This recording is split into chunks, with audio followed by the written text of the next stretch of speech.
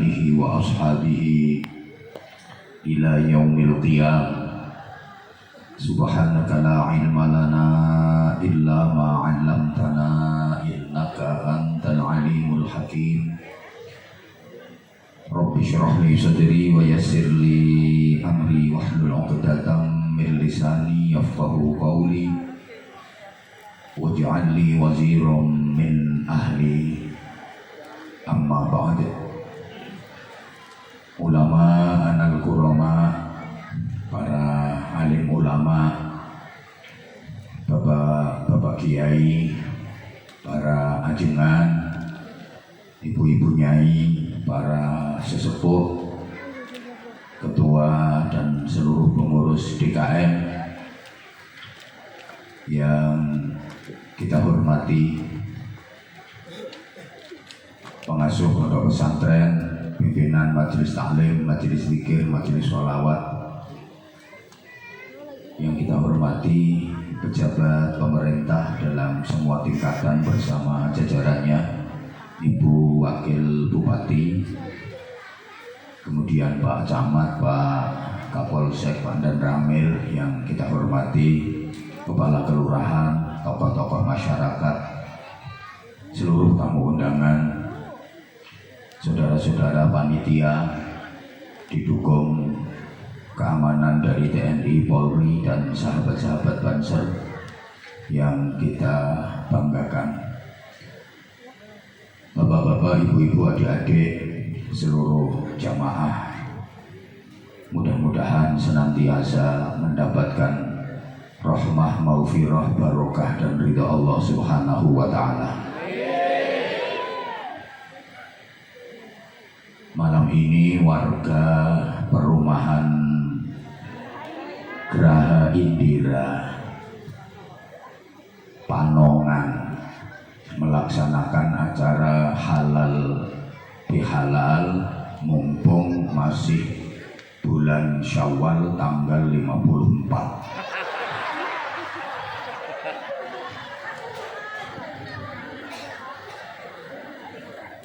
Biar gak terlalu buang-buang waktu, mari kita awali ngaji malam ini dengan merenungkan sabda Nabi Muhammad SAW. Ad-dunya la tasfu lil mu'min. Dunia ini gak bisa jernih bagi orang mukmin. Dunia ini nggak bisa bening bagi orang mukmin. Dunia ini bagi orang mukmin kotor, keruh. Keruh itu bahasa Inggrisnya the butek and the rugged. Artinya dunia ini ruwet. Dunia ini kotor, dunia ini tempatnya masalah. Hidup di dunia berarti hidup di dalam masalah. Jadi orang nyari kerja itu sesungguhnya sedang nyari masalah. Ada orang bangun rumah itu berarti membangun masalah. Bikin acara seperti ini berarti bikin masalah. Loh, memang iya. Manusia itu masih di kandungan ya masalah, sudah terlahir ke dunia ya masalah. Belum sekolah ya masalah, sudah lulus sekolah ya masalah. Belum punya anak masalah, udah punya anak masalah. Belum nikah masalah, udah nikah masalah. Ibu-ibu, suami hidup masalah, suaminya mati masalah. Malah kadang-kadang masalahnya lebih gede ketika suaminya masih hidup daripada suaminya udah mati. Ada loh ibu-ibu ketika suaminya masih hidup, ini si ibu kurus, sakit-sakitan. Begitu suaminya mati, langsung seger gemuk. Sampai tetangganya heran, "Mbak, ditinggal mati suami kok tambah seger?" "Ya iya, orang masalahnya udah hilang." Loh, memang dunia ini tempatnya masalah. Lari dari satu masalah itu pasti mendekat ke masalah yang lain. Keluar dari satu masalah pasti masuk ke masalah yang lain. Lepas dari satu masalah pasti nyangkut ke masalah yang lain. Ya karena memang dunia ini tempatnya masalah. Penceramah diundang, datang ke acara terlalu awal ya masalah. Datang lambat ya masalah. Berarti saya hadir ke sini membawa, ya wajar, saya juga sadar yang saya hadapi adalah orang-orang yang bermasalah. Mungkin dalam sejarah saya ceramah mulai 2005-2006 sampai malam ini baru ngalami kejadian pertama di sini. Jadi datang, dinaikkan ke panggung, kemudian diseret lagi sama panitia, turun, dinaikkan lagi.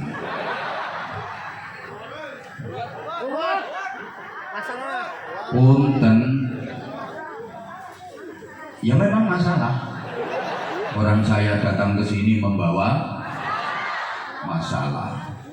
Jadi sebenarnya gini ceritanya. Tadi itu pesawatnya delay. Saya tadi malam masih ngisi acara di Kabupaten Sragen dan Kabupaten Ngawi. Nyampe rumah subuh, kemudian kemas-kemas barang, karena insya Allah besok saya akan melaksanakan ibadah haji sekaligus mohon doa kepada seluruh jamaah. Habis itu tadi ya pamitan sama santri-santri di pondok. Jam 8 pagi berangkat dari rumah ke bandara karena jadwal semula pesawatnya take off jam 12. Ternyata delay sampai jam setengah 3. Masalah. Jadi saya juga belum istirahat, belum tidur, bahkan belum makan. Landing tadi setengah 5, kemudian nyampe hotel, mandi sebentar, langsung berangkat ke sini. Itu ceritanya. Ya masalah. Lah saya belum istirahat, belum makan, langsung suruh ceramah. Kalau saya geblak di sini yang tanggung jawab siapa? Allahumma sholli ala Muhammad. Nah sekarang kenapa manusia hidup di dunia selalu dikasih masalah demi masalah? Ini ada beberapa hikmah. Pertama, agar manusia mau mendekat kepada Allah. Manusia itu mau mendekat kepada Allah kalau ditekan pakai masalah. Hidup itu kalau aman-aman saja, nyaman-nyaman saja, suka lupa sama Allah. Misalnya warga perumahan sini hidupnya selalu enak, lempeng, nyaman, gak ada alangan, gak ada rintangan, gak ada hambatan, gak ada tantangan, gak ada masalah. Jauh dari Allah. Bahkan melupakan Allah. Makanya terus dikasih masalah supaya ingat Allah, supaya mau mendekat kepada Allah. Soalnya gini, yang saya hadapi ini meskipun maaf umurnya udah tua, tapi kan semuanya bekasnya anak-anak. Betul? Yang di atas panggung ini bekasnya anak-anak. Yang di sebelah kanan panggung ini juga mantan anak-anak. Yang depan panggung, yang kiri panggung, semuanya bekasnya anak-anak. Ya seperti ini tampilan anak-anak yang sudah tua. Maka karakter dan watak anak-anak itu ke bawah terus, nggak bisa hilang. Apa itu? Semuanya serba minta dipaksa. Anak-anak itu apa aja minta dipaksa. Kalau nggak dipaksa nggak bakalan mau. Makan minta dipaksa, betul? Mandi juga minta dipaksa. Anak-anak ini tidur juga minta dipaksa. Kok nggak nyaut ya? Anak-anak itu apa aja kalau nggak dipaksa nggak bakalan mau. Belajar minta dipaksa, makan minta dipaksa, tidur minta dipaksa. Nah, anak-anak yang sudah tua juga gitu wataknya. Kalau nggak dipaksa nggak bakalan mau. Warga perumahan sini udah kesuwen nyebut namanya. Ini disuruh mendekat ke Allah itu nggak bakalan mau kalau nggak dipaksa pakai masalah. Makanya ada orang yang biasanya itu nggak pernah sholat malam, langsung rajin sholat malam gara-gara punya masalah. Ya itu orangnya ngomong betul itu. Biasanya nggak pernah sholat malam, begitu ditekan kasih masalah tiap malam bangun, Allahu Akbar, endur-endur, jerit-jerit, guli-guli, gendut-gendut, gobek-gobek, correkal bangun lagi, Allahu Akbar, endur-endur, jerit-jerit, guli-guli, gendut-gendut, gobek-gobek. Jadi rajin sholat malamnya. Ada orang yang nggak pernah puasa kecuali Ramadan. Jadi rajin puasa gara-gara punya masalah. Gara-gara ditekan pakai masalah, akhirnya tiap Senin dan Kamis puasa. Jadi tiap hari Senin dia selalu nyenen, tiap hari Kamis dia selalu. Ada loh, orang itu biasanya nggak pernah zikir, nggak pernah wiridan, terus dikasih masalah berat, zikir, doa wiridan, zikir, doa wiridan, zikir, karena punya masalah. Kemana-mana bawa tasbih, melewet putar terus, wow, wow, wow, wow, wow, wow, sulastri, sulastri, sulastri, sulastri, wow, wow, wow, sumiati, sumiati, sumiati, wow, sunase, sunase, sunase, wow, samsiah, samsiah, wow, supiah, supiah, supiah. Jadi kita dikasih masalah-masalah dan masalah itu agar kita lebih akrab dengan Allah. Dan kenikmatan hidup yang paling nikmat itu pada saat kita dekat dengan Allah. Allahumma sholli ala Muhammad. Ya, saya ngomongnya nggak lama, paling 30 menit aja. Dua, kenapa manusia selalu dikasih masalah demi masalah? Agar tambah pinter, agar nggak jadi orang oon. Manusia itu tambah ilmunya, tambah pinternya sehabis mengalami masalah. Jadi kalau punya masalah, pengalaman menghadapi masalah, akhirnya tambah ilmunya, tambah pinter. Guru itu rata-rata ilmunya bertambah terus, makin lama makin pinter. Kenapa? Karena guru sering menghadapi masalah. Masalahnya murid-muridnya. Kan muridnya itu banyak. Semua punya masalah masing-masing. Betul? Makanya gurunya tambah pengalaman, tambah ilmunya, tambah pengalaman, tambah ilmunya. Jadi tambah pinter. Karena sering menghadapi masalah dari murid-muridnya. Ada murid itu yang rajin sekolahnya, tapi nggak begitu cerdas, garis miring oon. Ada murid itu yang cerdas sebenarnya, tapi bolosan. Macam-macam permasalahan yang dihadapi guru. atas murid-muridnya itu, sehingga guru itu tambah pinter, tambah pinter, tambah pinter. Mohon maaf ya, para ulama itu nggak ada yang kehabisan ilmu. Masa ada ulama kehabisan ilmu?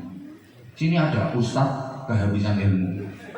Ada orang minta, ustadz saya minta diajari Fatihah. Aduh, Fatihahnya udah habis, tinggal kulhu ini. Nggak ada. Kiai-kiai itu ya tambah pinter, tambah pinter, tambah pinter. Kenapa? Karena kiai itu banyak tamu.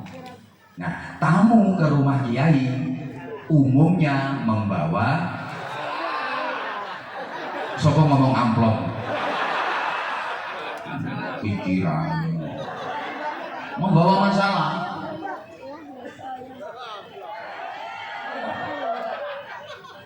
Nah, orang datang ke rumahnya kiai ini rata-rata bawa masalah. Nah, sehingga kiai dihadapkan dengan masalah. Mau nggak mau ya belajar lagi, cari referensi, cari jawaban, buka-buka kitab lagi, belajar lagi. Makanya ilmunya tambah. Kayak saya ini tiap hari menghadapi macam-macam manusia. Kayak gini kan wajah-wajah penuh masalah semua. Dan jamaah itu macam-macam. Ada yang gayanya itu dari tadi kayak merhatiin, tapi sama sekali nggak paham. Ada sekarang pakai jilbab warna hitam.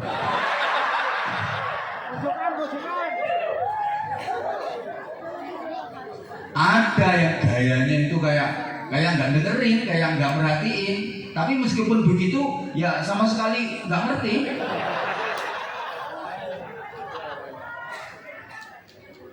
Ya macam-macam. Ada yang datang ke pengajian itu tujuannya cuma mau bikin status. Ada tadi habis foto saya di Zoom. Sekarang udah statusnya udah banyak yang komen, udah. Captionnya saya tahu, lagi ngaji bareng Abah Hamza. Terus bawahnya itu ada, nggak kebayang kalau bisa sedekat ini. Ada, pokoknya orangnya agak gemuk. GR kok ditungguin mulai habis maghrib.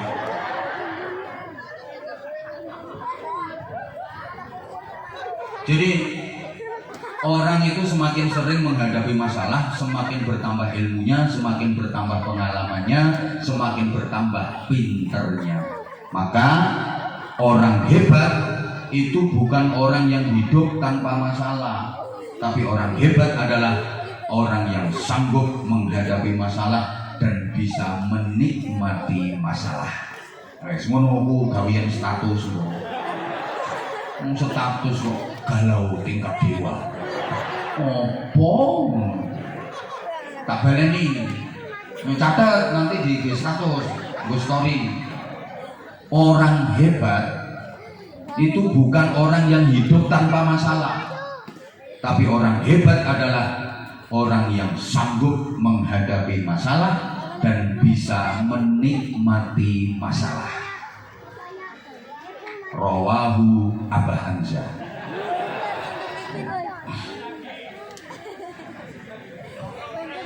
Sehingga yang ketiga, hikmah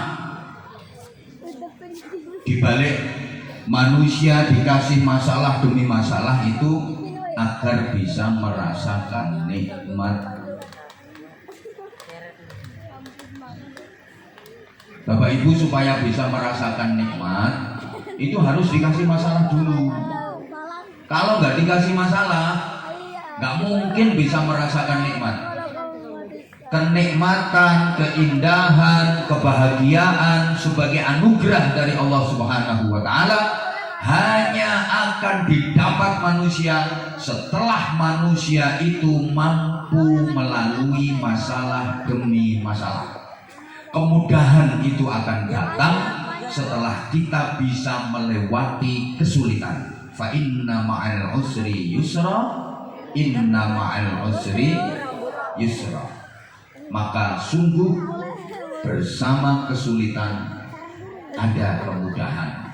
Dan itu diulang lagi, sungguh bersama kesulitan ada kemudahan. Kalau pengen mudah harus mau sulit dulu. Kalau nggak mau sulit dulu, nggak bakal bisa ketemu muda. Paham nggak ya ini ya? Saya itu paling susah ngadepi jamaah yang cantik-cantik tapi agak on.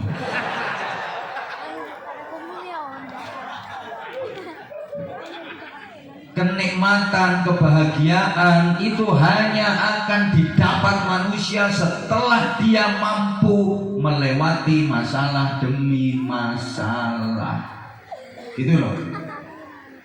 Makanya jenengan dikasih masalah, Bapak Ibu dikasih masalah, itu sesungguhnya adalah tangga untuk menuju kenikmatan. Allahumma sholli ala Muhammad. Sekedar contoh, hawa panas, bahasa Inggrisnya the sumuk and the ongkep, kan nggak enak itu, nggak enak, panas, nggak enak, itu masalah. Tapi coba pikir, kapan Bapak Ibu bisa merasakan nikmatnya kipasan kalau nggak ada hawa panas? Karena ada hawa panas, kipasan terasa nikmat. Berarti panas, hawa panas, ongkep, sumuk itu adalah tangga untuk menuju nikmatnya kipasan. Paham? Dingin banget, nggak enak. Tapi kapan kita bisa merasakan nikmatnya pakai jaket kalau nggak ada hawa dingin? Kapan Bapak Ibu bisa merasakan nikmatnya berselimut, bahasa Inggrisnya the kemulan, kalau nggak ada hawa dingin? Kapan sampean bisa merasakan nikmatnya kelonan kalau nggak ada hawa dingin? Ternyata hawa dingin itu adalah tangga untuk menuju nikmatnya selimutan. Menurut perut lapar enak apa enggak? Yang kenceng jawabnya, perut lapar enak apa enggak? Enggak enak, barusan saya ngalami. Enggak enak banget. Tapi kapan kita bisa merasakan nikmatnya makan kalau nggak dikasih perut lapar? Coba misalnya perut sampean kenyang terus, selezat-lezatnya makanan ya jadi nggak enak, betul? Ternyata perut lapar itu adalah tangga untuk menuju nikmatnya makan. Maka bisa kita tarik kesimpulan, masalah itu adalah nikmat. Kesulitan itu adalah nikmat. Derita itu adalah nikmat. Tapi ini khusus bagi orang cerdas. Tapi kalau orang on, masalah, kesulitan, derita itu menyakitkan, beban, menyiksa. Kalau orang cerdas hidupnya selalu bahagia. Kapanpun orang cerdas itu hidupnya selalu bahagia. Dimanapun orang cerdas hidupnya selalu bahagia. Dalam kondisi seperti apapun orang cerdas hidupnya selalu bahagia, karena dia bisa menikmati keadaan. Keadaan panas dinikmati dengan cara kipasan. Keadaan dingin dinikmati dengan cara kok kelonan kemulan. Beda dengan orang oon. Orang oon itu hidupnya selalu mengeluh, marah-marah. Kenapa? Karena dia nggak bisa menikmati keadaan. Panas, mengeluh, marah-marah. Ini neraka bocor ini. Malaikat mumpang nggak ditempel itu nerakanya. Dingin, mengeluh, marah-marah karena dia nggak bisa menikmati keadaan. Hawa kayak gini diterus-terusin, mau biar tenang. Makanya maaf ya kalau ada orang suka marah-marah itu tandanya orang awam. Dia nggak bisa menghadapi masalah, nggak bisa menyelesaikan masalah, nggak bisa menikmati masalah. Maka pelampiasannya adalah marah-marah. Orang kok suka marah-marah itu tandanya orang Ada bapak-bapak kok sukanya marah-marah, berarti bapak-bapak. Ada nggak? Orangnya masih hidup? Iya. Istrinya sendiri yang jawab. Ada ibu-ibu kok sukanya marah-marah, berarti ibu-ibu. Uang belanja habis, marah-marah. Suami telat pulang, marah-marah. Anak rewel dikit, marah-marah. Ada apa enggak? Ada. Itu orangnya sekarang lagi kipas-kipas. Itu berarti ibu-ibu. Lu kenapa marah-marah? Karena dia nggak bisa menikmati keadaan. Kalau orang cerdas, keadaan apapun bisa dinikmati. Anak nakal itu kalau orang tua oon, ya marah-marah. Anaknya dibanting, dicopet ke lawang, ditekuk-tekuk, anaknya dipukulin. Dikira anak nakal itu sebabnya kurang pukulan.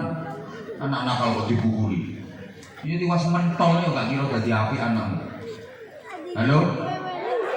Halo? Ya nggak apa-apa, depan sini tetap sambil dengerin saya, meskipun ada departemen penulisan lagi jalan. Nggak apa-apa, sambil dengerin ya. Biasanya saya paling nggak suka ngaji kalau ada yang selingkah-selingkih kayak gini. Waya tadi, pas waya longgar tadi, waktu longgar, biar nggak mengganggu jamaahnya. Harusnya panitia lebih bijaksana atau dikasih waktu sendiri untuk infak keliling. Yang tepuk tangan itu memang nggak ngisi memang. Jadi ada infak itu betul-betul merupakan gangguan. Tolong perhatikan, tolong sekali lagi. Punya anak nakal terus marah-marah itu tandanya orang tua maaf, karena dia nggak bisa menghadapi masalah, nggak bisa menyelesaikan masalah, nggak bisa menikmati masalah. Makanya terus marah-marah, anaknya dipukuli, dibanting, ditekuk-tekuk, kopion yang jedin. Ya karena dia nggak bisa menikmati masalah. Kalau orang tua cerdas punya anak nakal, dinikmati. Masa anak nakal bisa dinikmati? Bisa, orang cerdas. Gimana cara menikmati? Anak nakal kok dinikmati? Karena anaknya nakal, ya akhirnya belajar, cari referensi seputar parenting, pendidikan anak. Ini gimana ya cara mengatasi anak yang nakal kayak gini? Karakternya anakku kok kayak gini? Baca buku, baca kitab, terus sowan ke ustaz, sowan ke kiai, minta doa. Pak Kiai minta berkahnya, Pak Kiai. Anak saya nakalnya 27 derajat. Kayak fadilahnya sholat berjamaah. Akhirnya sama Kiai, ya udah. Doakan anakmu, terutama kalau malam. Sholat tahajud, mendoakan anak. Ya pengen anaknya jadi anak solih, pengen anaknya nggak nakal. Akhirnya ini orang tua tiap malam sholat, mendoakan anak. Besok sholat lagi malam, mendoakan anak. Besok malamnya sholat lagi, mendoakan anak. Pengen anaknya jadi anak yang baik. Lama-lama dia bisa merasakan lazatnya qiyamul lail. Dia bisa merasakan nikmatnya tahajud, merasa dekat dengan Allah, dan itu nikmat. Aku dulu nggak pernah sholat malam. Aku dulu gak pernah tahajud. Gara-gara anakku nakal, sekarang aku jadi rajin tahajud dan aku merasa dekat dengan Allah, dan itu nikmat sekali. Semalam aja aku ketiduran gak tahajud, nyeselnya bukan main. Aku merasakan kenikmatan dekat dengan Allah. Ini gara-gara aku punya anak. Terima kasih anak nakalku. Teruskan nakalmu agar aku makin dekat dengan Tuhanku. Orang tua cerdas sih gitu. Moga-moga paham. Halo? Jadi pada poinnya, kesulitan itu nikmat, penderitaan itu nikmat, rintangan itu nikmat. Lah warga perumahan apa namanya? Geraha Indira sini maunya kan hidup itu selalu enak, mulus, semua urusannya lancar, dibikin mudah, nggak usah capek-capek, nggak usah repot-repot. banyak duit jadi orang kaya. Maumu kan gitu toh? Ketoro. Padahal misalnya hidup sampeyan dibikin kayak gitu, semuanya serba mudah, malah gak enak, malah nikmat. Nikmat itu kalau hidup Anda penuh rintangan, penuh halangan, tapi Anda mampu melewatinya, baru merasakan kenikmatan. Gitu loh. Urusan itu kalau dibikin serba mudah itu malah gak nikmat. Ayo mas-mas, bapak-bapak, misalnya sampean main sepak bola, terus lawan sampean minta mudah-mudah, sampean nggak dipersulit sama sekali. Silakan bapak, bolanya ditendang. Nggak saya rebut kok bolanya. Ini teman-teman kesebelasan kami nggak bakal merebut bola itu. Kipernya udah saya suruh minggat kok. Silakan kalau mau bolanya mau dimasukkan ke gol. Ya nggak enak. Main sepak bola kok nggak ada rintangan. Semuanya serba mudah. Nggak enak mas. Enak itu kalau main sepak bola sampean dihalang-halangi, baru bawa bola sebentar, tackling, jebret, gelundung, bangun, bola di bawah musuh, kejar, rebutan bola, kena sampean, bawa sebentar, sliding tackle lagi, jebret, gelundung lagi. Udah bola di bawah musuh, sampean kejar, berhasil sampean curi bola itu. Bawa ke pinggir lapangan, menggiring bola, melewati 3 orang lawan, mendekati kotak penalti, berhadapan dengan penjaga gawang, tendang. Itu nikmat. Nah kalau yang tadi, silakan mas kalau mau ditendang bolanya, nggak bakal saya alang-alangi. Ini nggak enak main sepak bola kayak apa. Enak itu kalau habis melalui rintangan. Paham? Paham? Atau mas-mas misalnya ya lagi nyari jodoh, diri tepi jalan ada cewek perempuan cantik lewat naik motor, bapak berhenti ngerem, cip berhenti beneran, mbak kok cantik banget, aku cinta sama mbak, gua pak gampang banget, ya mas aku juga cinta kok sama mas, mbak mau kawin sama aku, mau, ayo mas kapan, malah bingung sampean. Ini mesti lulusan rumah sakit jiwa ini. Kok gampang banget. Kak nikmat. Nikmat itu kalau melalui proses lika-liku yang rumit, orang tuanya nggak setuju. Misalnya ada saingannya.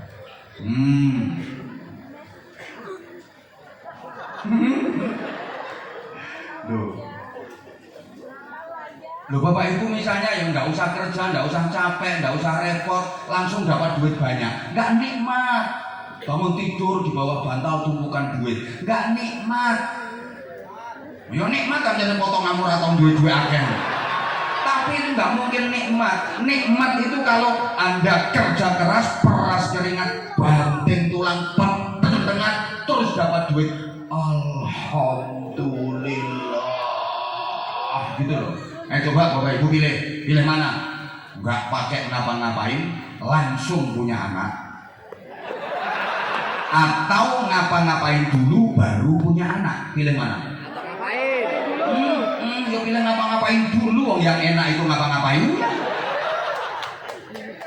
Nggak ngapa-ngapain kok langsung punya anak, malah bingung.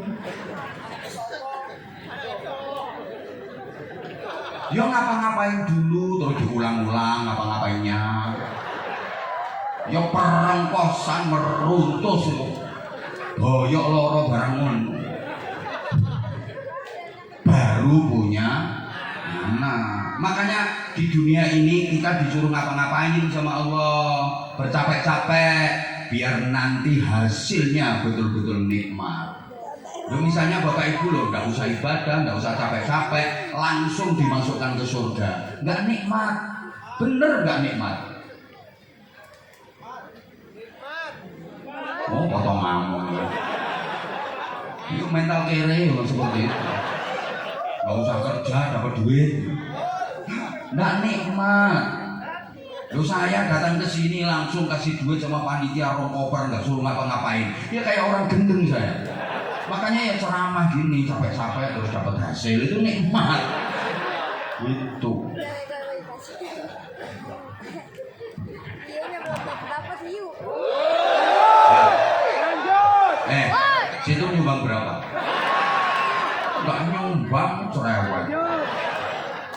Udah tinggal dengerin, nggak usah rewel.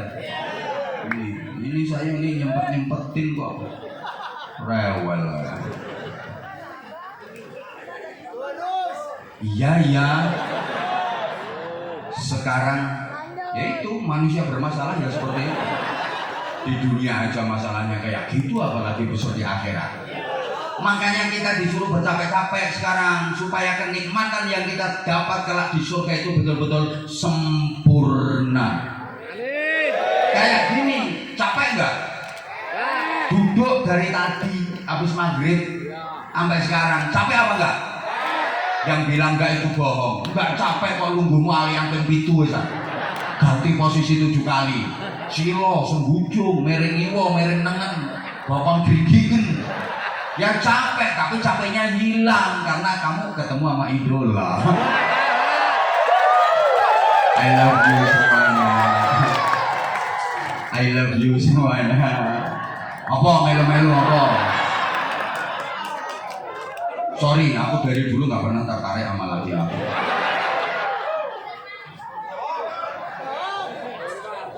Ya Allah. Bikin Jawa tok istilahnya. Betul ya? Ketara. Ikimu lo ketara. Jawa tok asli. Ketara iki. Iya padha ya. Padha. Maaf ya, ibu-ibu yang sebelah sini, maaf. Beda ras.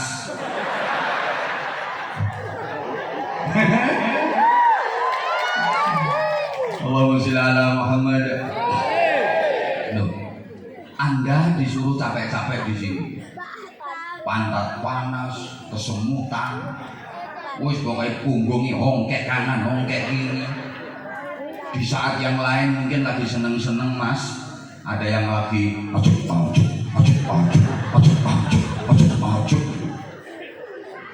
Ada yang lagi tidak karu-karuan.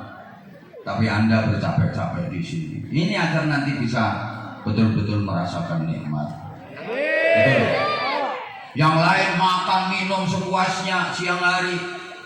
Sampeyan capek-capek puasa. Gitu loh. Itu agar bisa merasakan nikmat. Andai kan nggak usah ibadah, terus langsung dimasukkan ke surga, nggak begitu nikmat. Saya ya nikmat, mental ngemper ya itu. Kok iso nikmat dulu? Gini loh. Sampeyan kerja keras ngumpulin duit bisa bangun rumah, terus sampeyan bisa tinggal di rumah itu lengkap dengan perabot dan piranti rumah tangganya. Nikmat. Lah kalau bukan sampean yang bangun, tahu-tahu disuruh masuk di situ, kluyur koyo wong edan lho. Iku sing ngomong nikmat tadi lho. Loh, makanya anak-anak yang mati sebelum balik. Anak-anak yang mati kecil loh. Itu nanti di akhirat pasti tinggalnya di surga. Pasti itu, kamu nggak mati kecil kok ikut amin. Ini anak-anak yang mati kecil sebelum balik. Ini besok di akhirat pasti tinggalnya di surga. Tapi di surganya dia nggak punya fasilitas apa-apa. Kenapa? Karena dia nggak punya amal, nggak ada kerja kok. Masuk surga itu programnya Allah, hak vetonya Allah. Tapi kenikmatan dan fasilitas yang didapat di surga itu hasilnya amal selama di dunia. Sehingga anak-anak yang mati kecil itu besok di surga tinggalnya, tapi nggak punya fasilitas apa-apa. Terus gimana? Ikut orang tuanya, rumah semua fasilitas ikut orang tuanya. Makanya dia nggak tenang sebelum ketemu sama orang tuanya. Nah kalau orang tuanya masuk neraka, jadi anak terlantar. Loh, di surga itu ada anak-anak terlantar. Orang tuanya di neraka, dia tinggal di surga, nggak punya tempat tinggal. Loh iya. Terus gimana nasibnya? Tenang. ditampung di yayasan. Ada yayasan di sana, ketua yayasannya Nabi Ibrahim. Aku oleh bocoran ngono. Jadi nanti ketua yayasannya Nabi Ibrahim itu khusus menampung anak-anak yang masih kecil belum punya amal. Ya nggak dapat fasilitas apa-apa orang dia nggak punya amal karena mati belum balik. Nggak enak. Di sana ya tetap kecil lah ngono. Jadi pelayan di surga. Zilmanul jannah. Nggak dapat fasilitas apa-apa, nebeng orang tuanya. Enakan sampean kalau jadi masuk surga, kalau jadi enakan sampean. Saya ngomong nikmat tadi kayaknya nggak jadi ya.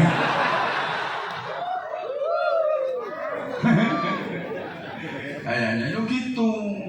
Makanya kita sekarang disuruh bercapek-capek itu agar bisa merasakan hasil, mendapatkan hasil dan merasakan nikmat yang sempurna.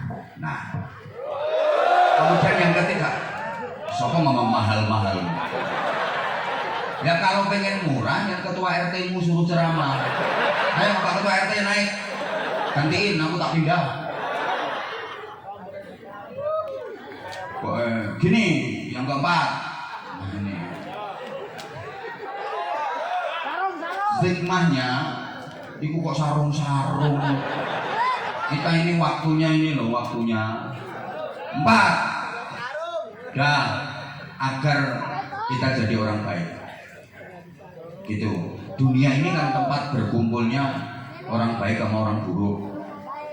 Jadi ini yang hadir di sini ya ada baiknya, ada buruknya, semua pasti. Betul? Loh. Dunia ini ada orang yang baik, ada orang yang nakal.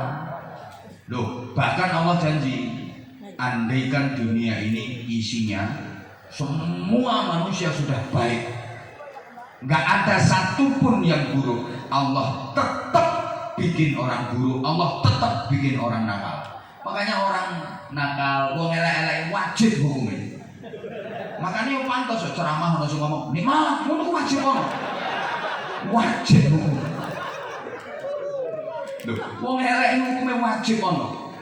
Untuk menjelaskan agama ini, menerangkan agama, menjabarkan agama supaya jelas, ini wajib ada orang yang nakal.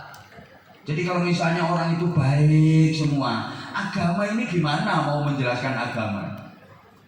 Gitu, makanya orang jelek-jelek itu ya wajib ada. Wajib ada. Ya misalnya dia mati, mesti ada gantinya. Mesti ada gantinya. Kalau lagi ada tablik akbar gini, ada orang yang suka teriak-teriak. Biasanya orang seperti itu kan cepat mati biasanya. Dia mati, nanti pasti ada lagi gantinya. Pasti itu nggak mungkin nggak. Wedi gitu ayo wongnya langsung diem.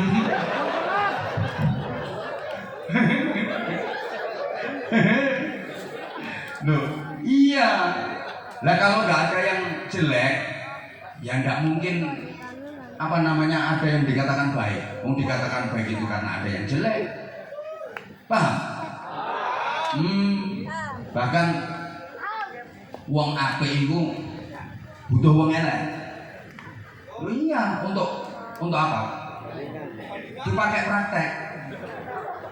Ya dipakai praktek. Orang baik itu kelihatan kualitas baiknya kalau dia masih tetap bersikap baik kepada orang yang berbuat jahat kepadanya.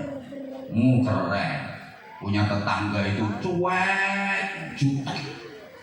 Udah cuek, jutek, pelit pula.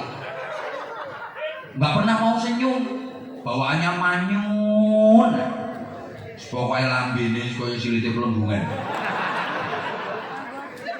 Ada loh orang itu yang susah senyum. Ada apa enggak? Ada. RT 3 orangnya. Tinggalnya di lingkungan RT 3. Itu Pak RT-nya itu nanti minta datanya.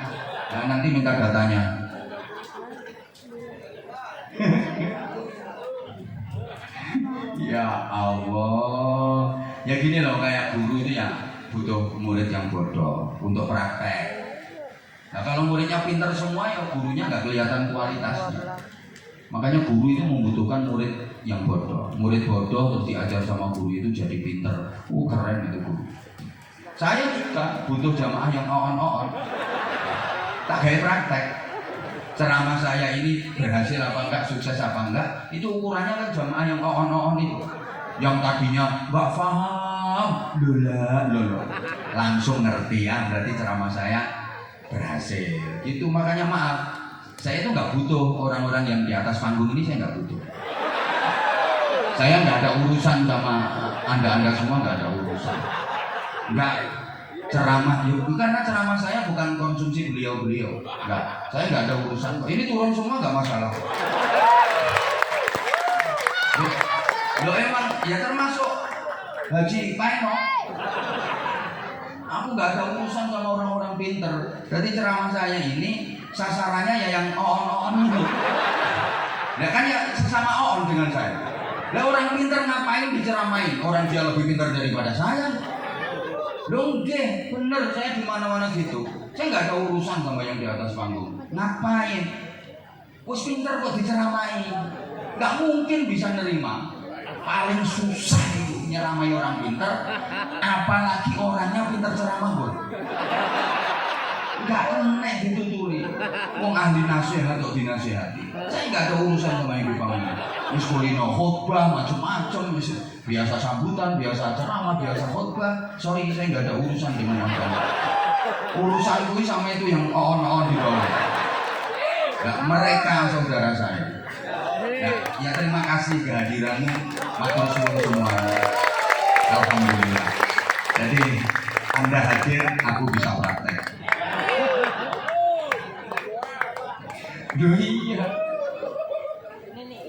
Makanya ibu kalau punya suami udah tereng, pelit, apa ya bahasa Sundanya pelit itu ya? Korek. Korek. Kalau orang Sunda bilang korek. Kalau orang Jawa Timur medit. Pelit. Titil. Wes rewel bisa. Dimasakin gini salah, dimasakin gitu salah. Ibu syukur, alhamdulillah lanangannya ini kena tak gawe praktek. Loh, ibu kelihatan sebagai istri solihah kalau punya suami yang jahat. Loh sebentar toh, punya suami yang udah jahat, terus pelit, rewel, korek, jelek lagi, tapi ibu tetap bisa memberikan pelayanan terbaik. Keren, istri solihah. Nah itu, sing keplok-keplok bojone elek.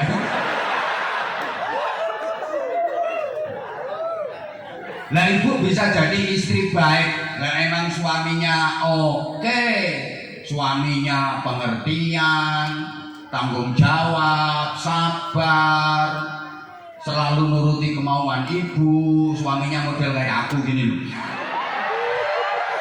Ya wajar kalau ibu bisa jadi istri yang baik, tapi suaminya model gini.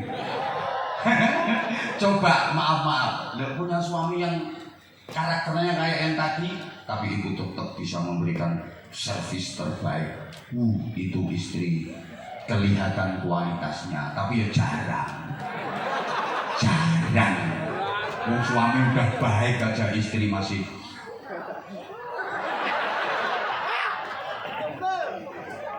Rata-rata suami itu udah kurang apa sih? Dulu kerja nggak karu-karuan, dapat duit itu masuknya ke bendahara umum semua. Sampai mau beli rokok aja ngemis ngajuin proposal, pakai itu duit juga dari dia. Ada nggak suami kayak gitu? Nah itu suami on ya itu. Orang dia yang pontang-panting cari duit, dapat duit dikasihkan istri semua. Begitu ada perlu ngemis minta ke istrinya, kayak nggak tahu aja. Duit itu kalau udah terlanjur masuk ke bendahara umum, keluarnya susah. Dengar kupingmu, dengar. Bu. Misalnya ibu lagi belanja, minta duit ke suami, dikasih duit 1 juta. terus belanja itu habis 600.000, berarti kan masih susuk, masih ada kembalian 400.000. Ayo kembaliannya itu dikasihkan ke suami apa enggak? Krungu kupingmu. Makanya wong lanang iki kalkulatore kudu jalan terus. Ini gak ngono yo tekor ancur pesana telur. Lah terus ya kapan-kapan ngundang lagi. Loh nanti kalau ngundang lagi itu durasi waktu dipikirkan. Apalagi kan udah ngerti toh panitianya kalau saya ada agenda lagi, kemudian ngapain promosi? Jadwalku loh sampai Desember 2027 ngapain promosi ya? Nggak usah amin aku kakean. Amin. Udah mulai dari dulu. Promosi. Aku nggak diundang ke sini lagi nggak masalah. Nyari perumahan lain. Indonesia yang luas wilayahnya. Ini yang luar pulau Sumatera, Kalimantan, Papua, belum lagi yang luar negeri, ngantung. Ngapain? Kamu pasti bakalan kangen sama aku. Gak percaya kalau kamu gak bakalan kangen sama aku. Aku ini mah gak ganteng tapi ngangen nih. Kan? Anjene elek, kupingmu gak krungu ta? Emang aku ini gak ganteng tapi ngangen nih. Kamu meskipun ganteng, ora payu. Itu loh masalahnya.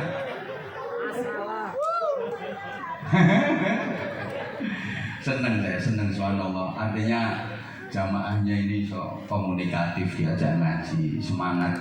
Oke, sukses ini ketua DKM-nya ini, sukses ini pengurus DKM-nya, sukses dalam memberikan pembinaan keagamaan kepada masyarakat. Sukses juga Pak Haji, Pak Eno, donatur iki sing bondo iki. Ora sing nang isor kupas iki ora. Sebelah itu Haji Pak Eno itu. Iki sing pinggir iki malah tukang tentek.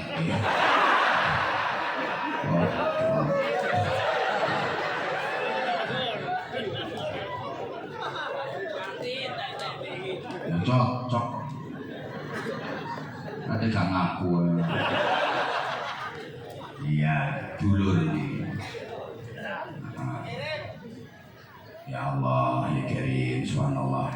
Semangat Ustaz, mudah-mudahan syiar dakwahnya makin jalan terus. Ya. Nah iya dengerin. Nah sekarang masalah itu ada dua. Ayo, ada berapa? Kurang banter ada berapa? Ditirukan kalau minta lanjut ditirukan. Masalah itu ada dua. Yang pertama disebut girl relationship bareng.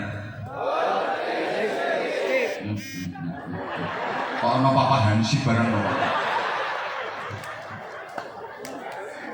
Itu urusan nama Allah melalui jalur vertikal, ibadah mahdhah, ibadah ritual, biasa disebut hablum minallah. Nah yang kedua namanya human relationship bareng.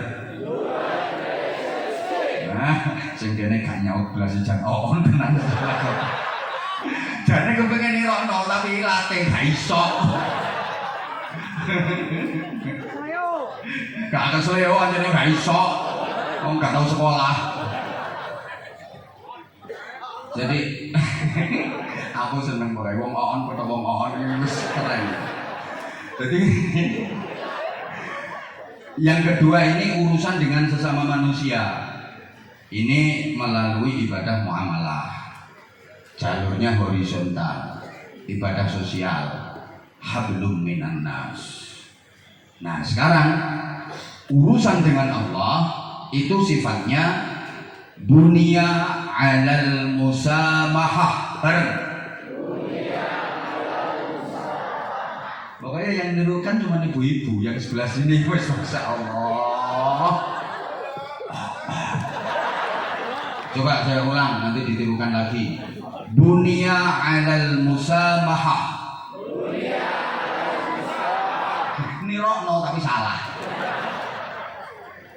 Dibangun atas dasar kemudahan-kemudahan. Urusan dengan Allah itu mudah. Emang salah? Membelain suaminya dia. Ya salah semua kecuali suamimu. Gak terima suaminya disalah-salahin. Jadi urusan nama Allah itu dibangun atas dasar kemudahan-kemudahan. Urusan nama Allah itu mudah. Tapi kalau urusan dengan manusia, bunya 'alal masyaqqah. Bareng. Nah, ini baru benar. Nah, ini dibelani sama itu. Dibangun atas dasar kesulitan. Urusan dengan manusia itu susah. Lebih mudah urusan nama Allah. Gak percaya? Urusan nama Allah itu mudah, gampang. Yang susah itu urusan sama manusia. Bapak-bapak sholat itu menghadap Allah, urusan nama Allah. Bapak ketika sholat urusan nama Allah, menghadap Allah. Bapak pakaiannya asal pusar ke bawah, lutut ke atas, ketutup, udah beres. Gak pakai kaos, gak pakai baju, gak pakai celana, gak pakai sarung, cuma pakai katok komprang. Yang penting pusar ke bawah, lutut ke atas, ketutup, beres, udah selesai, diterima sama Allah, gampang kok Allah. Coba Bapak menghadap Pak Camat ke kantor kecamatan, nggak pakai baju, nggak pakai celana panjang, nggak pakai kaos, cuman pakai itu loh celana komprang itu. Kira-kira diterima apa enggak? Dianggap orang gila. Loh, memang urusan sama Pak Camat ini agak susah. Loh, urusan sama manusia itu susah. Kalau urusan dengan Allah itu gampang kok. Gampang. Bapak maaf, misalnya Bapak punya kewajiban zakat. Udah ini zakatnya 2,5%. Udah dihitung, keluarin 25%. Selesai, nggak usah syarat aneh-aneh. Udah selesai urusan sama Allah. Coba Bapak misalnya mau ngurus sertifikat tanah. Masya Allah. Ribet apa ribet?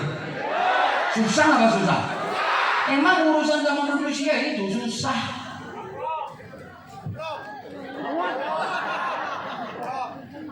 Dibilangin kok. Bapak puasa, pokoknya mulai fajar sampai maghrib itu menahan diri dari makan minum hubungan intim suami istri. Udah selesai, nggak usah aneh-aneh syaratnya. Enggak aneh-aneh. Coba ibu bapak mau ngurus kartu untuk mendapatkan bansos, untuk mendapatkan PKH, untuk mendapatkan raskin macam-macam. KTP, KK, surat keterangan miskin.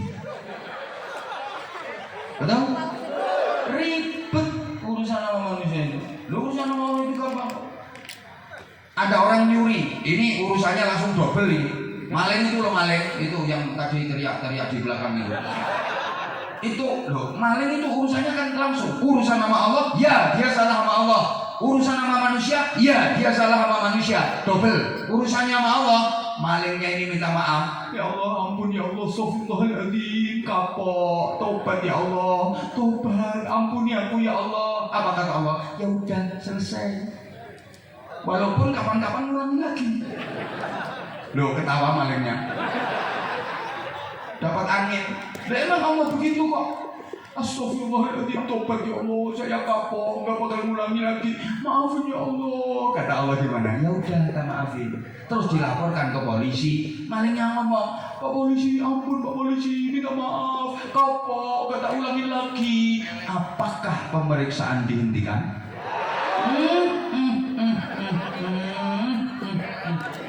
Jelimet. TKP-nya di mana? Barang buktinya apa saja, saksinya siapa saja. Lu urusan sama manusia itu ribet, susah. Urusan sama Allah itu gampang, gampang. Bapak Ibu pergi misalnya, pergi ke mana ya? Ke Bogor. Ya gak usah jauh-jauh, nanti duit kamu. Udah. Iya. Pokoknya bepergian jauh lah, bepergian jauh. Tujuannya apa? Belanja. Itu kan untuk kepentingan sendiri toh. Belanja. Masuk waktu sholat duhur. Kan ada urusan sama Allah. Menjalankan sholat duhur di tempat kami di Bojonegoro sana, sholat duhur itu 4 rakaat. Kalau di sini berapa? Oh, tak pikir semuanya mahal harganya terus sholatnya di enggak ya, tetap 4 ya. Tapi ketika Bapak Ibu bepergian jauh, belanja tujuannya ada kewajiban untuk menghadap Allah, sholat terus. Ya Allah, aku capek ya Allah, aku harusnya urusan sama Engkau ya Allah, duhur 4 rakaat, tapi aku capek ya Allah. Apa kata Allah? Ya udah nggak apa-apa, 2 rakaat aja. Enak Allah itu. Kalau kamu capek 2 rakaat aja. Bukan kok, jangan belanja, kamu tetap wajib sholat. Enggak. Belanja silakan belanja terus belanja. Sholatnya 2 rakaat aja. Aku masih capek ya udah 2 rakaatnya nanti di waktu asar nggak apa-apa. Gabung sama asarnya juga 2, nggak apa-apa. Diorak tarik, duhur dikerjakan di waktu asar dikerjakan di waktu duhur. Ada masalah kok Allah itu. Kortingan tok. Ayo coba, Bapak punya tanggungan pajak. Misalnya 5 juta rupiah. Terus menghadap ke kelurahan. Pak Lurah, saya nggak punya duit untuk bayar pajak 5 juta. Apakah Pak Lurah terus bilang, ya udah bayar 1 juta aja? Paham? Allah itu gampang kok. Kamu sholat berdiri, nggak mampu ya Allah, nggak kuat. Ya udah sambil duduk nggak apa-apa. Loh, ya capek berdiri terus. Sambil duduk nggak apa-apa. Allahu Akbar. Oh, rukuknya gimana? Ya rukuk. Allahu Akbar. Sami Allah liman hamidah. Sujud lebih rendah. Allahu Akbar. Gobek-gobek selesai. Duduk aku nggak kuat ya Allah. Fa'ala jambi. Berbaring kamu nggak apa-apa. Berbaring kanan hadap kiblat. Kalau di sini ya berarti kepalanya di utara, kakinya di selatan, hadap kiblat. Berbaring miring kanan. Ya kuat ya Allah. Ya udah telentang. Kalau telentang kepalanya di timur, kalau di sini kakinya di barat, hadap kiblat. Kepalanya nggak diangkat, pakai bantal. Nggak kuat ya Allah, udah nggak bisa. Pakai isyarat. Lu pakai kedepan meripat, pakai kedip mata aja bisa kok. Allahu Akbar. Mau apa biar Allah apa biar pet itu jadi sholat biar pet lu udah nggak bisa melorot. Yaitu hatimu membayangkan sholat, hatimu yang mengerjakan sholat itu aja nggak bisa. Allah gampang, engkau malah dimuliakan sama Allah, ditaruh di depan imam. Ayo, pernah sampean sholat tempatnya di depan imam? Sabar sebentar lagi, malah mulia sampean. Lu itu urusan sama Allah. Tapi kita antemi bisa dikira nggak capek apa ini harus dibagi lah. Kalau nggak ada dibagi ke tempat lain, oke sampai subuh, oke siapa tahu. Tapi kalau urusan dengan manusia itu susah. Gitu loh. Nah makanya di sini pentingnya halal bi halal. Man kanat lahu madlamatun li akhihi aw syai'un fi 'irdihi falyuhallilhu. Siapa yang punya kedoliman kepada saudaranya, pernah berbuat dolim kepada saudaranya, menyakiti saudaranya, mendolimi saudaranya, punya urusan dengan saudaranya, hendaklah minta halalnya. Makanya momentum halal bihalal itu nggak harus nunggu lebaran. Falyuhallilhu al-yaum, seketika. Nah, kalau kita kan enggak, setahun sekali. Jadi harusnya halal bihalal itu ya setiap hari. Loh, rumah kamu kok harus dibikin acara seperti ini? Astagfirullah. Gak harus dibikin acara seperti ini. Loh, artinya berhalal bihalal dengan saudara, dengan kerabat. Ini setiap saat gitu loh. Bahkan suami istri itu harus setiap saat berhalal bihalal karena setiap saat pasti punya kesalahan. Nah, ini saja yang saya sampaikan karena saya harus geser. Ayo ikut aku. Nanti tak ceritain sendiri nanti. Saya mohon maaf banget ya karena apa ya, waktunya harus dibagi. Gimana yang sana udah datang?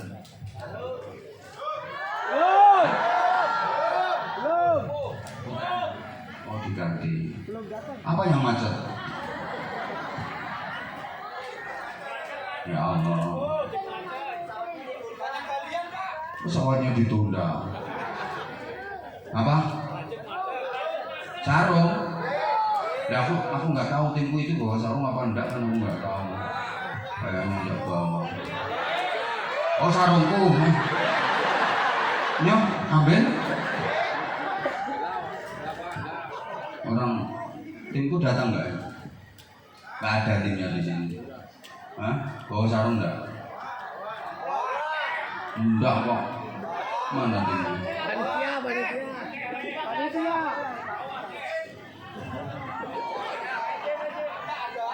Ya udah, ayo siapa yang mau sarung? Saya sebentar ya ini. Yang dari Jawa Timur. Lupa angkat.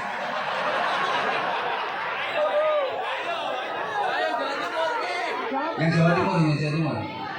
Yang dari Kabupaten Bojonegoro. Hah? Bojonegoro. Mawi Bojonegoro. Yang Bojonegoro sini. Bentar. Ayo sini yang Bojonegoro cepet. Cepet Ibu. Kalau Cilacap nyongnya orang bisa bahasa ngapa?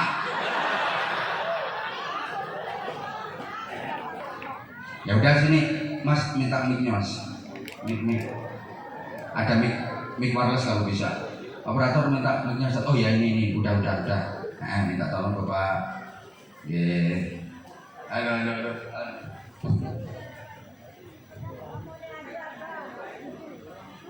Cek.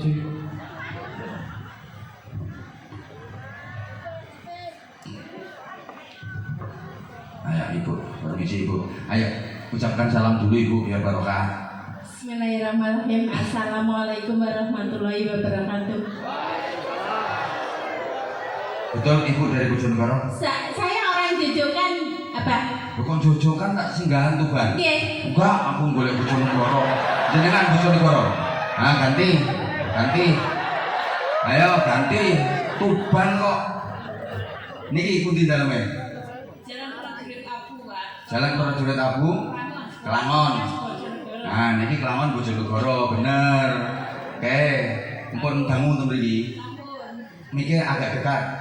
Miknya agak didekatkan. Oke. Nah, sampun pinten tahun? 9 tahun. Tinggalnya ten pundi? Dateng yogane, Pak. Oh, dateng yogane. Derek putrane ten mriki. Lagi ten pundi? Bojonegoro 30 tahun. Di Bojonegoro 30 tahun, di sini 9 tahun. Iya. Terus di sini tinggalnya di mana? Di Jalan Prajurit Abu. Jalan? Green Sevilla. Jalan? Perumahan Green Sevilla. Oh, perumahan Green Sevilla situ. Iya. Nah, ke sini sama siapa? Sama tetangga. Sama tetangga. Kok dengar kalau di sini ada pengajian? Tahu, Pak. Tahu dari mana? Tahu di share di grup. Oh, besar di grup. Masya Allah. Ya udah, bapaknya masih ada. Sampun, oh sampun kapundhut nggih, mungkin Biswardi. Masya Allah. Putrane pinten? Kali sampun mboten setengah. Oh, kalian mboten singgal kantor sing niki. Masya Allah, nggih. Pripun manggen ten Bojonegoro kalian ten mriki penak pundi? Penak dadi iki. Mau benar datang mriki ya wes. Lah nggih, ten pundi-pundi ya penak. Mau di mana-mana buminya Allah kok. Banyak masalah di Bojonegoro. Bojonegoro? Biyen. Biyen. Ya siapa? Tak tasnya dia apa? Lali aku. Ini Bojonegoro Kelangan kota. Ini dulu saya sepeda motoran ngaji sampai kota Bojonegoro itu. Sampai merus sepeda motor warnanya biru. Masya Allah. Top. Yaudah ini kenang-kenangan. Sarungnya siapa Pak? Sarungnya cap nopo? Cap manggai mendunia bersama Abah Anissa.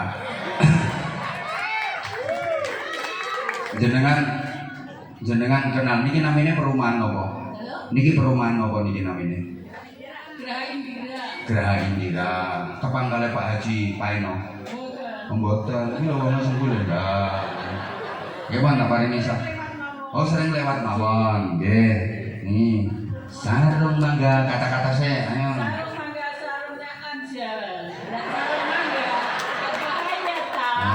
Bahaya. Aku rambut duwe. Ini 200 sekat. Nah, ini. Nah, ini 250. Menetak sarung naga aja. Sarung naga ada bahaya kan? Menetak 200 sekat. Ini ganti situ ayo. Mana saiki sing sebelah kene enak ora lanang? Anak-anak, Pak. Anak-anak. Ya, anak. Kamu mana anak-anak? Oh, masih tuh. Ayo kamu kecil sini tak kasih duit nak. Berani gak? Tak kasih duit gitu.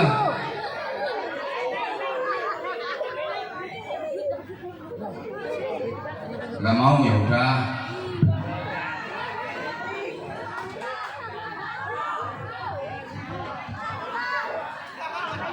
Kamu ya udah kamu gak apa-apa ayo. Di sini nak. Kendel. Salam. Assalamualaikum warahmatullahi Assalamualaikum wabarakatuh. wabarakatuh. Adik namanya siapa? Dika Pratama. Panggilannya? Dika. Dika. Sekolahnya kelas berapa? Kelas 6. Kelas 6. SD apa MI? MI. Habis lulus ini mau melanjutin ke mana? SMP. SMP. Gak pengen ke pesantren? Kagak. Kagak. Kenapa ya kagak pengen ke pesantren? Daftar SMP. Udah daftar SMP. Kan di pesantren juga ada SMP. Gimana kalau misalnya didaftarin ulang, didaftarin ke SMP di pesantren? Mau? Kagak. Udah, yang bikin berat ke pesantren itu apa? Ya ada sih. Gak ada sih, kenapa gak ke pesantren kalau gak ada? Cita-citanya apa nanti kalau udah gede kepengennya jadi apa? TNI. TNI. Apalagi TNI-nya pintar ngaji, malah keren nanti kamu. Kamu rumahnya di mana? Solean. Solean. Kok jauh ke sini sama siapa? Sama bapak sama mama. Sama Bapak sama mama. sama bapak sama mama. Bapakmu di mana sekarang? Belakang. Loh, kamu kok ke sini? Nah, nanti kalau bapakmu pulang duluan gimana? Gak bakal. Hah? Gak bakal ketemu mama. Oh, ini mamanya. Bapakmu gak berani ninggalin mama berarti ya? Enggak. Bukan karena kamu tapi karena mamamu. Ya udah, kamu bisa apa? Nyanyi sholawatan apa? Baca surat Al-Insyirah. Baca surat Al-Insyirah. Coba kayak apa? Ayo. 1 sampai 20. 1 sampai 20. Ayo coba kayak apa? Aku Bismillah. bilang dulu. A'udzu billahi minasyaitonir rajim. Bismillahirrahmanirrahim.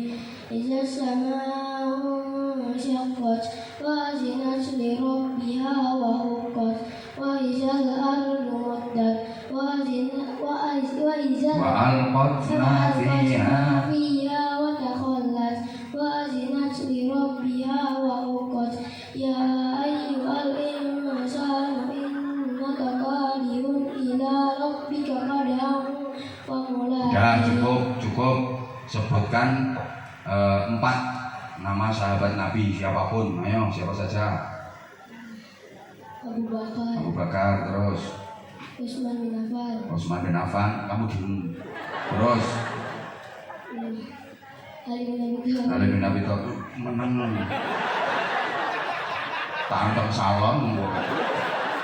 Diulang, selain Abu Bakar, Utsman bin Affan dan Ali bin Abi Thalib, selain itu, ayo.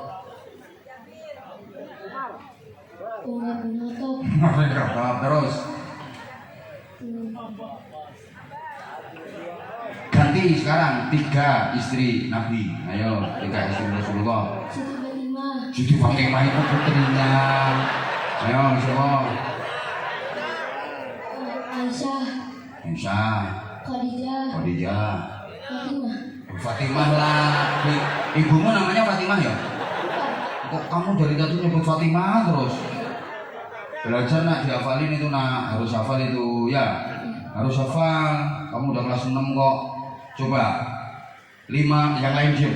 Pahlawan nasional, ayo siapa saja? Yang lain diem. Insinyur Soekarno, Insinyur Soekarno. Insinyur Hatta, Oh, Insinyur Hatta. Nambah-nambahi ya.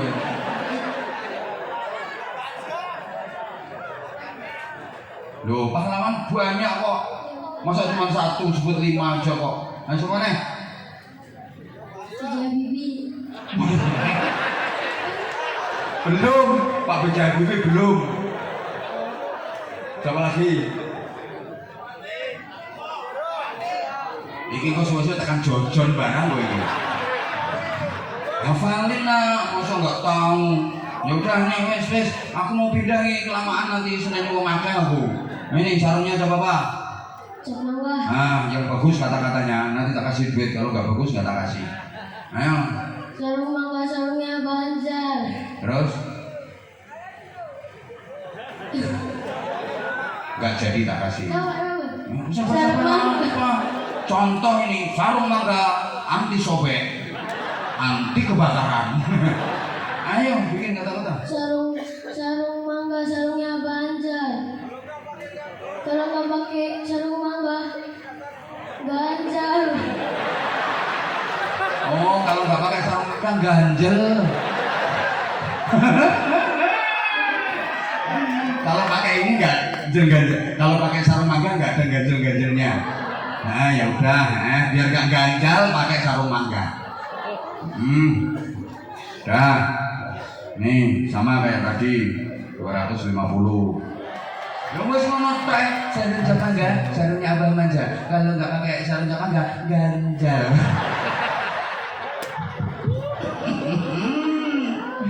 Wes.